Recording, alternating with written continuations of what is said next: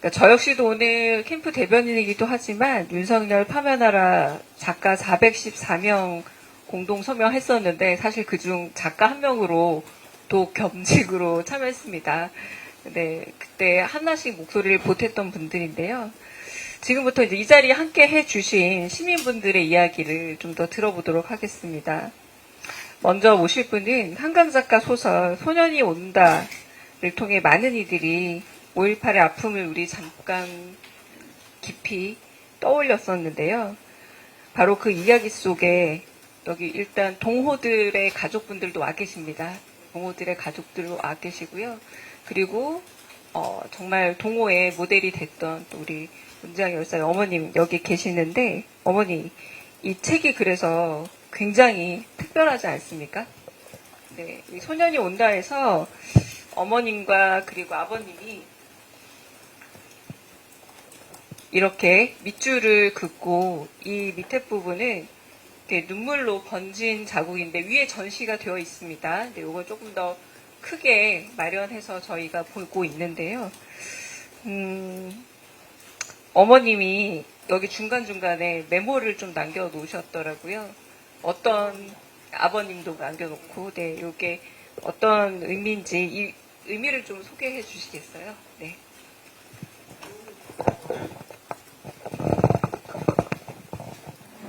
저한테 책을 읽어보라고 그래요. 근데 나는 지금도 못 읽어봐요. 마음이 너무 아파.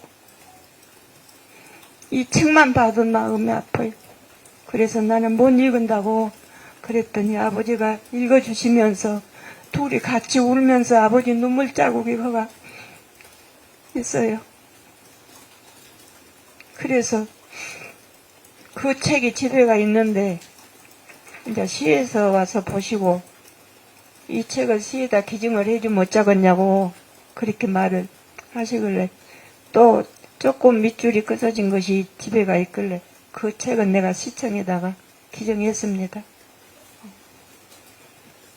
어머니 혹시 여기 눈물 자국이 가장 많은 부분 혹시 제가 읽어도 괜찮을까요? 예. 네. 군대가 들어온단다. 지금 집에 가자이. 억센 엄마의 손가락을 마침내 다 떼어냈다. 너는 날쌔게 강당 안으로 도망친다. 뒤따라 들어오려는 엄마를 집으로 관을 옮겨가려는 유족들의 행렬이 가로막는다. 6시에 여기 문 닫는데요, 엄마. 행렬살 이후로 너와 눈을 맞추려고 엄마가 깨금 발을 디딘다. 우는 아이처럼 힘껏 찡그린 그녀의 이마를 향해 나는 목소리를 높인다. 문 닫으면 나도 들어가려고요. 조금만 더 있습니다. 엄마의 얼굴이 그제야 펴진다. 꼭 그래라이. 그녀가 말한다. 해지기 전에 와라이. 다 같이 저녁밥 먹게. 그랬어요, 제가. 네. 저녁 먹게 들어오라고. 사실 저도 이 저녁밥 먹게에서 뭉클했습니다. 우리 12월 3일 계엄 불꽃 쿠데타가 있었을 때에도 밥 한 끼를 같이 먹는 가족이라는 게 얼마나 마음 아플까라는 생각이 들었는데요. 어머님, 이 책에도 나오지만 실제로 어머니께서 손을 잡고 네, 데리러 가려고 도청에 가셨었다고 들었습니다. 그때 어떤 대화 나누셨고 어떤 마음이셨는지 한번 여쭤보고 싶습니다. 네. 그때 25일 날 6일 날 제가 2번 데리러 갔어요. 아버지랑 같이. 그랬는데 25일 날은 가니까 양창근이라는 애기가 저 초등학교 동창했어요. 초등학교 동창했는데 엄마 양창근이가 죽어서 들어왔는데 나만 살자고 집에 가면 되겠냐고 그렇게 말을 해요. 그래서 25일 날은 이제 계엄군이 들어온다는 생각이 없이 네 말도 맞겠다 하고 그냥 왔지요. 그래서 26일 날 또 갔어요. 26일 날 갔는데 집에 가자고 그렇게 저녁에 막차가 실어다 준다고 그러니까 그때 가마고 그래요. 그래서 그때 그 저녁 같이 먹게 들어오란 말이 거기서 나왔어요. 그래서 꼭 온나? 우리말로 꼭 온나이? 그렇게 간다고 그러더니 저녁에 전화가 왔어요. 집에 가난한 이는 살았지만은 전화통은 60몇 년도부터 우리가 전화는 갖고 있었어요. 전화는 갖고 있었는데 저녁에 전화가 와서 차가 끊어져서 못 가겠다고. 그래서 그러면 어쩌냐. 오늘 저녁에는 틀림없이 계엄군이 쳐들어온단디. 그러니까 엄마 학생들은 손 들고 나가면 괜찮하다요. 걱정 마세요. 그래요. 그래서 이제 그 말이 이제 내 귀에는 안 들리지요. 오늘 저녁에는 이제 틀림없이 계엄군이 쳐들어온단디. 같이 밥 먹게 오라고 했는데 그렇게 안 와서 저녁 3시 넘어서 3시 반쯤 그렇게 도청에서 총소리가 아주 콩킨 소리가 나요. 그래서 아이고 도청에 있는 사람들 다 죽었네. 그러고 이제 하고 있다가 5월달이면 5시도 허네요. 그래서 아빠하고 둘이 이제 도청을 갔지요. 그랬는데 언제 학생들이 그렇게 주둔하고 있었냐 싶게 물청소 다 해불고 아무것도 없어요. 아무것도 없는데 직원들이 고개 탁 숙이고 하나 둘 지나간 뒤 그때는 무서워서 누구한테 이 학생들 다 어디 갔냐고 물어도 못 봐요. 그래서 도로 집에 왔죠. 집에 와갖고 이제 외삼촌이 시골에서 와갖고 이제 차가 없는 게 못 내려가고 집에 가 있다가 외삼촌 친구가 통합병원 장교로 있었는데 거기 전화를 했어요. 전화를 하는데 조카가 이렇게 나가서 안 들어온다고 이제 이름만 가르쳐줬지요. 이름을 물어본 게 이름을 가르쳐주고 문재학이라고 그런 게 금방 전화가 왔어요. 재학이가 있다고. 그래서 아이고 살았구나. 살아서 그래도 있구나. 그렇게 했는데 그 양반 하는 말이 자기 자필로 주소 성명 써서 이제 현충일 안에 쪽지가 가면 그놈 갖고 계엄사를 가면 내준다고 그래요. 그래서 이제 현충일만 기다리고 있지요.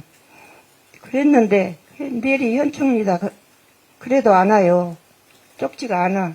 그래서 거기 또 그 양반한테 전화를 했더니 그때는 몇 살 먹고 그랬냐고 그런 것을 다 물어봐요. 그래서 17살 먹고 고등학교 1학년이라고 이제 그랬는데 또 담임 선생님이 그 양반이 하는 말이 또 이제 그 겸사로 이제 전화를 해서 물어봤죠. 그랬는데 그 양반이 하는 말이 지학이라는 이름이 있기는 있는데 나이를 한씩 더 먹었다요. 그래서 그렇게 언능 못 찾고 그렇게 했는데 담임 선생님이 신문을 갖고 와서 관번호, 검시번호, 그 묘지 번호까지 다 써진 신문을 가져왔어요. 그래갖고 17세가량 고교생 결혼복 차림이라고 이 묘를 파보면은 틀림없이 이제 제약일 것 같다고 가서 파보자고 그래요. 그래서 갔지요. 가서 판다고 갔는데 거기서 못 파게요. 왜 못 파게 하냐고 파본다는 확인서를 해갖고 와야 판다고 그래요. 그래서 이제 아버지가 막 삽을 들고 이제 연장을 들고 막 내 자식 아니면 안 가져갈 건데 왜 못 파게 하냐고 그러고 돌아다니니까 그 사람들은 다 내펴불고 없는 사이에 파봤지요. 그랬더니 저는 아니기를 바랬지요. 그랬는데 다 그 사진을 보고 제아기 부패된 제아기를 보고 다 제아기라고 그래요. 그러면서 담임 선생님이 하시는 말씀, 이 사진이 도청에서 27일 새벽에 사망한 사진이 검찰청이 8호 검사한테 다 있다고 가서 보시고 그러라고 그랬는데 세상에 나는 요새는 개만 죽어도 다 세상에 관에다가 모두 담아서 화장을 하지 않으니 우리 최악이는 간도 못 갖고 왔어. 오단불도 못 입고 갔어. 강목에다가 똘똘 몰아갖고 그렇게 해서 베니라 짝에다가 담아서 묻어놨대. 야, 그 너무너무 그것을 생각하면 너무 짠해요. 네, 어머니 지금까지도 그 여정이 끝나지 않은 듯 합니다. 근데 심지어 우리가 한강 작가 소설을 읽을 때도 좀 봤던 장면들이지만 또 진실이 많이 묻혔었지요. 네, 네. 그래서 많은 긴 시간 또 그 진실을 찾기 위해서 애쓰셨다고 들었습니다. 어머니 만약에 다시 아까처럼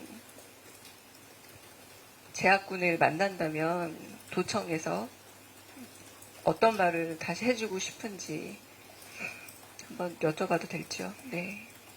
어떤 말보다도 꿈이라도 한번 봤으면 좋겠는데 꿈에도 안 보이고 최악이 만나면 엄마 안 보고 싶었냐고 그 말 꼭 묻고 싶어요. 그런데 지금 생각하면은 내가 그때 이 손목이라도 잡고 꺾고 나왔으면 그래도 죽지는 안 했을 것인데 그러고 너무너무 죄책감이 있었는데 지금은 그 죄책감이 내가 이해를 합니다. 도청에서 17명이 그날 저녁에 사망을 했잖아요. 그 사람들이 손 들고 나왔으면 이 5.18이라는 것은 없어요. 죽는 사람은 짠하고 불쌍하지. 그러지만은 그 도청에서 그 사람들이 17명이라는 사람들이 사망을 했기 땀시 오늘의 5.18이 있고 그리고 또 제가 한강 작가님하고 인터뷰를 그렇게 했는데 이렇게 나는 소수칠까지 나와서 이렇게 할까는 생각도 안 했지요. 그러지만은 작가님이 이렇게 제아기를 비롯해서 소설책까지 나오고 또 책 한 권으로 해서 우리 5.18을 세계적으로 알렸잖아요. 너무너무 한강 작가님 오시면은 나는 부둥켜 안고 너무너무 울고 싶어요. 고맙다고. 지금은 내가 사람이 한 번 나면 한 번은 죽는데 그래도 네가 무엇인가 이 5.18을 다 알리고 죽어서 고맙다는 생각을 합니다. 지금은 못 데리고 왔다고 내가 죄책감 안 가져요. 장하다. 우리 아들 장하다. 그렇게 생각합니다.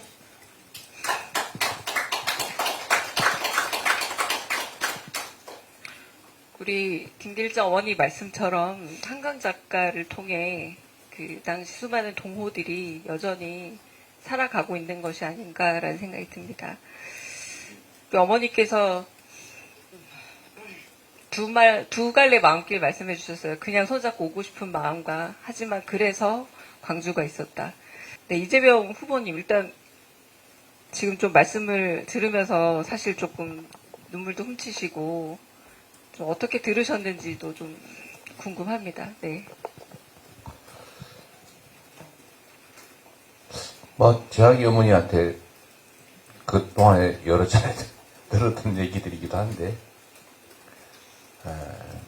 다시 또 들으니까 또 새롭죠. 자식은 죽으면 가슴에 묻는다는데, 얼마나 가슴 아프시겠습니까? 그런데도 그걸 잘 사귀시고, 또 그 억울한 죽음이 세상의 죽음이 됐으면 하는 그 마음을 표현해 주시는 것 같아요. 다시는 이런 일이 생기면 안 될 것 같습니다. 저는 여전히 전두환이라는 사람을 용서할 수 없는데,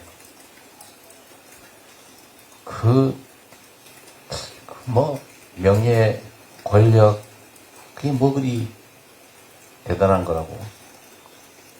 그걸 취득해 보겠다고 수없이 많은 사람을 죽음으로 몰아넣는지, 어쩌면 그럴 수가 있는지, 지금도 잘 이해가 안 됩니다. 사람이라고 하는 게 참, 다양한 측면이 있긴 한데, 다른 사람을 괴롭히면서 즐거움을 느끼는 사람도 있는 것 같아, 보니까. 최근에 누구를 보니까.